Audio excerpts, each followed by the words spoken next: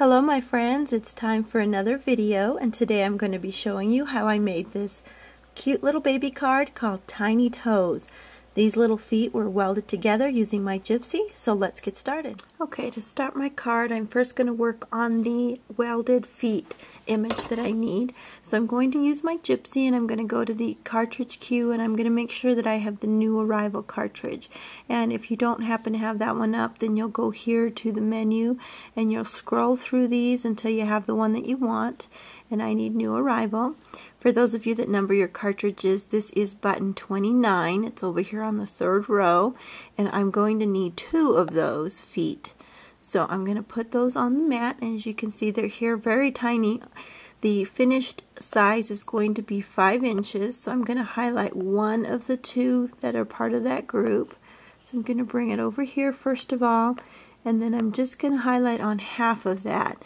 I know it's a little hard to see right now, but half of that right now is purple. Let's see if I can get a closer look. It is really blurry. I apologize for that. But if you can see that, half of those images are blue and half are purple. And so I'm going to change the height of that. You can see here. And I'm going to take my aspect ratio link off. It's this little gold chain that you'll see there in yellow. I'm going to take that yellow thing off and I'm going to change the height on my number pad here to 5 inches.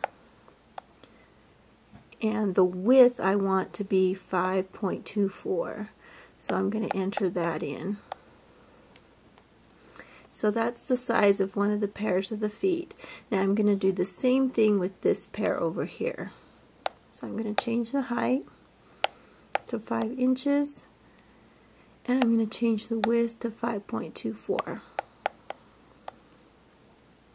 Okay, the reason we're doing 2 pairs is because on this particular button there are 2 shapes on that button. There's the left foot and the right foot. Now I can't break these apart and just slide one over and weld it, so what I'm going to have to do is use my new feature from the last update, which is Hide Select Contour. If you go to the advanced page, it's this double set of blocks. Oops, let me zoom in. That's right here on this bottom corner. So with one of the images highlighted, I'm going to press those 2 right angles, and you can see that you have the ability to hide one of those contours. So I'm going to simply select this foot on the right, and I'm going to choose Hide, and you can see it will automatically lighten up. Now if you've made a mistake or you want to scroll through your options, you can also do the previous, and you can see that it highlights this foot, or you can do next and then it would highlight this foot. But I like what I've done, which is to hide this right foot, so I'm just going to hit OK, and now I'm going to do the same thing, only in reverse to this second set of feet. So I'm going to go into the Hide Select Contour button, and this time instead of hiding the right foot, I'm going to hide the left foot. So with that one highlighted, I'm going to simply choose the Hide button, and you can see that it automatically fades dim, and I'm going to hit OK. So with one of those feet on each of those buttons hidden, now I'm going to be able to move one on top of the other one. Before I do that real quick, I'm going to rotate the one on the right hand so that it comes in at an angle. So I'm simply going to click here on the rotate button, and I'm going to use my up arrows to give myself, whoops, sorry, I meant down arrows, to give myself a good rotation. And I like the -30 option. Okay, so once I have that tilted to where I want that one foot, I'm going to go over here to my weld button, and it's the star, circle, square right here above the eyeball, and I'm going to choose weld on this set of feet. Then I'm going to select the other pair of feet on the left here, and I'm going to hit weld on that button as well. And now I'm going to take this pair of feet and I'm going to move them over. You kind of have to do these so that they sit on the mat appropriately. And you're going to take this foot and you're going to move it somewhere so that the right foot matches with the left foot somewhere that has an angle that you like. And so when I actually hit my preview button over here, I'll be able to see that I'll get the left foot that I did not hide and the right foot that I did not hide from the 2, and they will weld together here in the center I hope you can see that. Let me see if I can zoom in on that. So once I zoom in on that, and I'm going to pan this down, you can see what I'm talking about. So the other feet become invisible, and I can now move those two little baby feet together and weld them here at the heel. Once I've done that, I've also gone ahead and gone to my Mickey font cartridge to get these letters. They spell out tiny and toes, and I've created a second layer here on my Gypsy. Let me click on that, and you can see down here that I've also done the shadow, and I know this is really hard to see, but I've done the shadow for those words as well. If I zoom in, you can maybe get a better look at that. So the word's just tiny toes, here's my shadow, and here is the actual letters that are going to go over at. I'm going to lay my mat out so that I can cut this, and it will look something like this. Okay, so once I set that to cut on my Cricut machine, this is kind of what I've set it up for. I've done the toes in flesh color. I've taken some pattern paper from Making Memories for the first layer of words, and then I've done the shadow in this kind of hot pink color. Okay, so now I've assembled the pieces. You can see that the letters are there that spell out tiny toes, and I've got my welded baby feet right here. And just for the card, I'm using some hot pink basil, and this is 5.5 by 8.5 that I've just folded in half.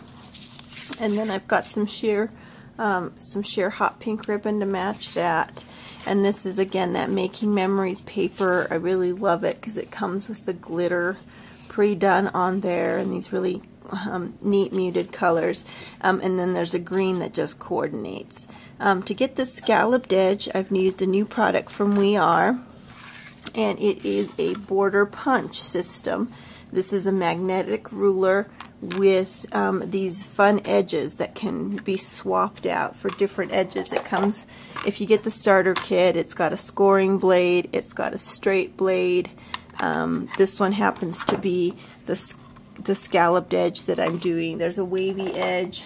You can also get a stamped edge. And the way that these work, I'll see if I can zoom out here, is you simply put a different blade on by pulling this little pin out right here. Once you pull that pin out, it makes these interchangeable, so you can just slide them in and out. And once you slide the blade that you want on, just like that, you replace the little pin that keeps it from coming all the way off of the track. Okay, so I'm going to take my tangerine colored ink pad, and I'm just going to highlight a couple of these edges so they stand out just a little bit. And you can use whatever color you like. I kind of like how this tangerine stands out.